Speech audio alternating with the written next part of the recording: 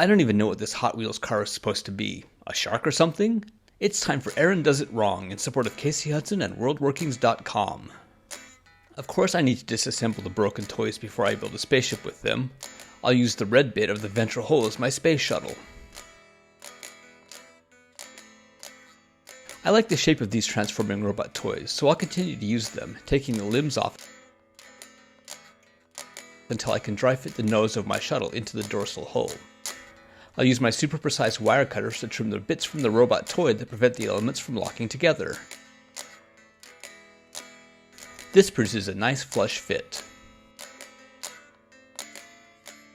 I'll use this remote control car to create the body of the shuttle. I also forgot to remove this fin when it would have been easy. The hatchback feet will become part of the thruster assembly, but I'll need to remove the wheels and slide them onto the frame. The doors become the body panels. And the chrome parts I'll need to trim, but they will become the variable angle wings that are used for atmospheric flight. I'll glue them into place several times because superglue doesn't work well on this type of plastic. Then I can create the thruster nozzle, a single cone engine. These pieces of motorcycle body will become the panels that cover the gaps when the wings are in their folded position. And this fairing from the red motorcycle will become the front landing gear. With it glued together, I can slide it into place for a tight fit. These robot arms will become the landing gear. These motorcycle fairings will be the flaps that cover the gap when the landing gear is retracted. I'll trim the excess plastic and fit the windshield onto the body, and break the robot head from the windshield. Then I can temporarily fit this windshield as the shuttle body, and reinstall this piece into the gap it came from. The nozzle. Now I'm just filling in gaps. This motorcycle part fit perfectly. This is a military vehicle, with defensive cannons that are made from planets from the solar system model.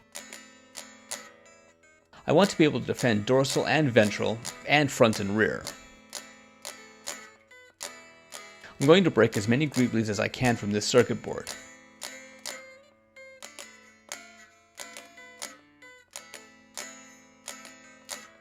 Now I can fill in gaps for real, using clay of course. I need to hide these side mirrors, so I'll attach some clay to the backs of them. Now they're aerodynamic components.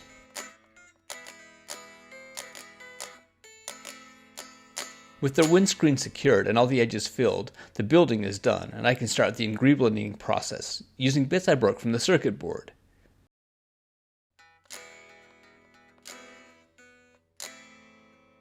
And this will be the communication device. I'll drill tiny holes for my cannons and use a cocktail stick as the barrels for the defensive cannons.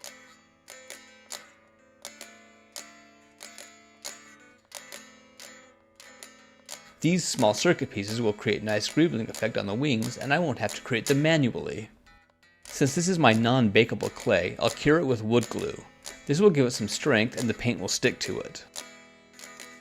I'll cut the tops of the wings from paper and use wood glue to seal the remainder of the gaps. This will act as a shell so the paper doesn't warp. Except on this side, I'll need to use a cocktail stick to fill this gap because it's pretty big.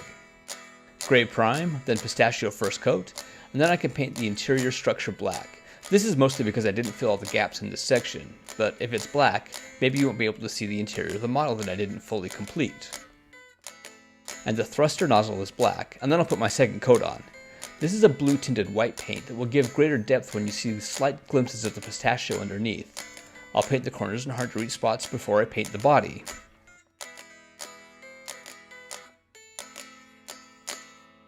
The military markings include a dorsal and ventral green triangle.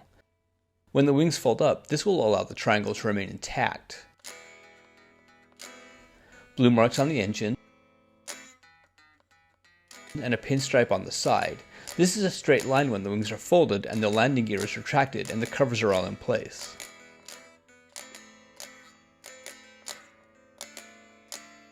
Now a splash of color on the greeblies to make this a little more interesting, reds and pinks and yellows.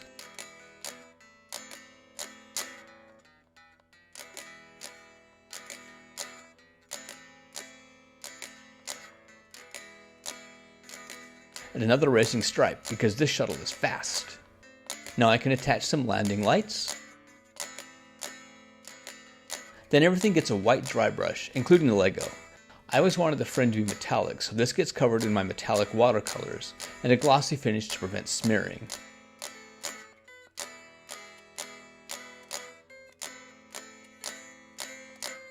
Then everything gets a black wash to show detail. With that, I can present a Pongo Bell military transport. This shuttle is used to transport personnel between planets and space stations. It has 3 defensive cannons and limited sensors. Thank you for watching, and please support Casey Hudson by visiting her website at worldworkings.com, or you can find her on Patreon for additional world building content. This has been Aaron Does It Wrong.